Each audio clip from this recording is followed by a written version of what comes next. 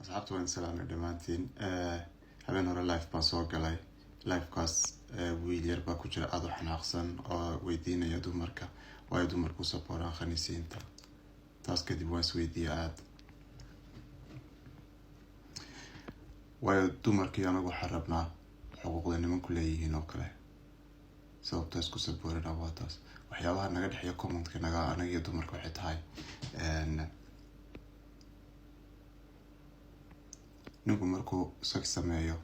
wuu tusi karaa inuu ku raaxaysanayo gabadhu ma tusi karto sex inuu ku raaxaysanayso waa dhil ay noqonayso hadday ku raaxaysto sexka qofka khaniiska isaga lamaba ogolaba ninka waxaa loo baneeyay 4 dumar ah gabadha waxaa loo baneeyay 1 nin marka hadduu habi ku noqon waayo isagoo iyada qaba ayuu mid kalena soo guursan karaa laakiin gabadhu chance ma laha inay mid kale doonato khaniisiintu inay guursadaan ba lamaba ogolaba marka taa laftigeeda wax ku manaan ku leenahay ogow dhaxalka markay noqoto ninka heterosexualka 100% buu leeyahay dumarku 100% ka dambeeyay anaga khaniisiinta dhaxalkeena waaba la qaatayba 0 baan leenahay ninku qorxiisa uu tusi karaa wadada saa isku lol karaa dumarka oo dhan iyo cid walba tusi karaa laakiin gabadha jirkeeda waa inay qarisa 90% sidaanay nimanku ugu hamoonin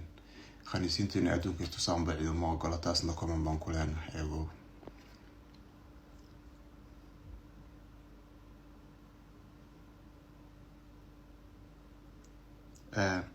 markay madaxda xaggooda oo kala noqoto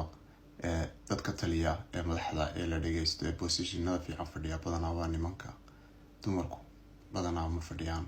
way xilaahdeen waxay ku fiicantay gabadha inay gurigeeda iyo caruurteeda joogto taasay ku fiicantaa ma fiicna inay gabadha madax noqoto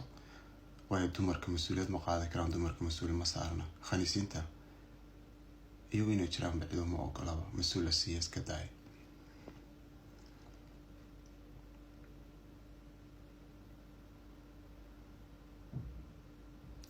marka xuquuqahaas iyo xuquuqo kale oo fara badan oo hadda aan si dhaqso ah maskaxdeeda ugu soo dhacaynin ayaan felis ka nahay inaan wax kumana ka nahay waayo iyaga laftigooda waxay dareemayaan in cadaalad darro dumarka lagu sameynayo marka badanaa marka cadaalad darro lagu sameynayo waa dareemi kartaa qofka kale bini'aadanka cadaalad darro lagu sameynayo laakiin marka positionka fadhidida adigu wax walba aad ka talinaysid sidaad powerka haystid ma ogaan karid qofka kale dhibta uu dareemayo marka wax kula talinaa nimankan waaweyn ee odayaasha talinaya inay eegaan dadkan kale ee bulshada ka mid ah ee hoos loo dhigayo waxaan xasuustaa wadanka Soomaaliya markaan joogay waxaan maqlay familka hadday inaan u dhalato alla bari baa laga samaystaa sayna habla kale u dhalan